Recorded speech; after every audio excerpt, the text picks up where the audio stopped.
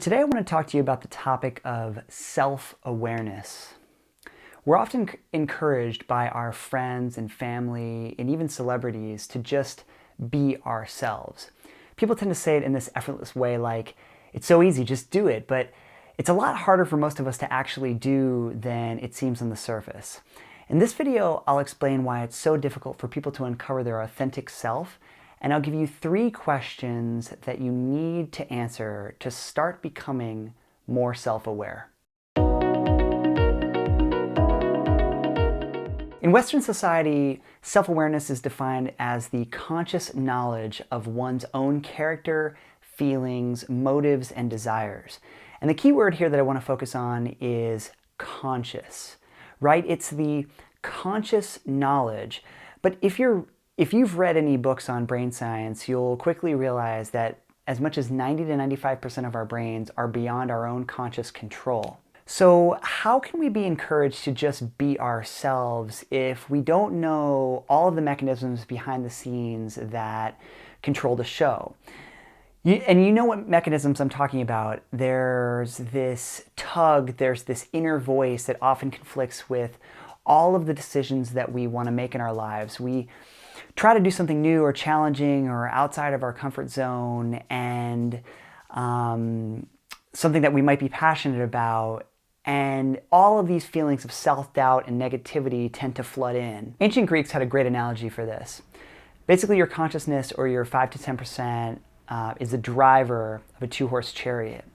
One horse, or let's call it the horse on the left-hand side, represents passion, and the horse on the right-hand side represents reason. And the 5 to 10% of you that's driving the chariot is ultimately trying to steer the horses that have very conflicting ideas about the direction that you want to take. I like to call this the survival versus passion problem.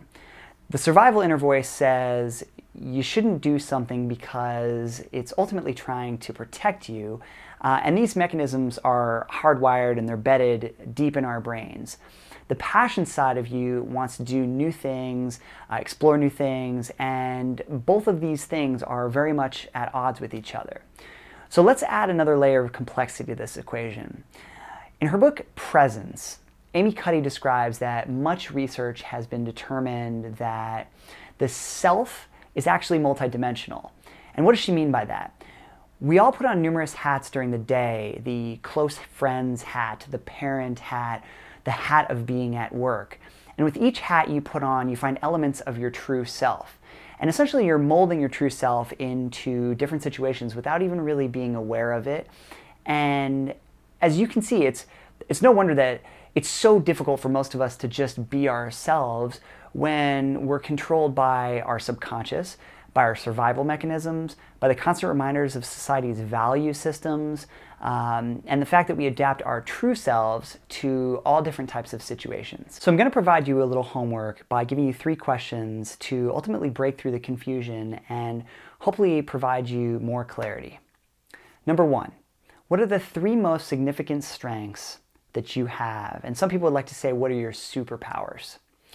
This can be a bit of a process to define these. You can definitely enlist the help of your friends here, because they're often better at spotting your strengths than you are.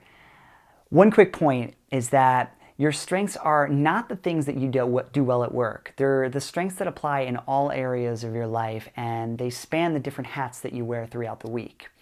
The hat of the parent, the hat of the friend, maybe the hat of the coworker. Let me give you a personal example here. Originally, I wrote down that motivating others was a strength of mine, but this is actually a result or a byproduct of my passion that I have. So be careful of that trap. Number 2, what do you literally suck at and hate doing? I think it's important to own what you suck at. So, it's common for us to cover up our weaknesses, and you look at the most popular interview question, or one of the most popular interview questions out there is, what are your weaknesses? And our answers typically go something like, well, my weakness is that I work too hard. And that's definitely opposed to, and this is me talking here, that I hate spreadsheets so much that it makes me think of running into oncoming traffic. Okay, number 3.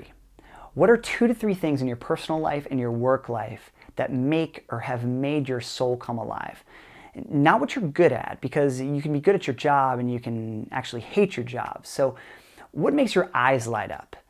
The key here is to answer this separately for your personal life and then separately for your work life, and see if there's any common theme that can be connected or overlapped. If your answer to this main question is that you have no idea, well, that should definitely be a signal that you need to make some significant changes in your life. Coming up with the answers to these questions is not an easy task for most people, but once you have the answers, the next step is you have to affirm them. You have to trust them. Your answers are subjective, and they're your feelings and experiences that have shaped them. Your goal should be to get to a point where you can tell anyone with absolute confidence what makes your heart sing, what your superpowers are, and what you suck at in less than 30 seconds. Okay, so I hope you learned a little bit about self-awareness in this video, and you can start chipping away at these 3 questions. Self-awareness is so foundational to so much of your life, and it's one of the keys, at least in my mind, to living a purpose-driven life. If you like this video, please click the like button below, and please subscribe. If you know anyone that'd benefit from seeing this, please do me a favor and share the video. I make these videos because I'm really passionate about helping people live a purpose-driven life. So anything you can do to help, pass it along, that would be awesome. Lastly, once you do the exercise, I encourage you to list the answers to the questions in the comment section below. I'd love to hear your thoughts. I'd love to hear your comments. And until next time, thanks so much.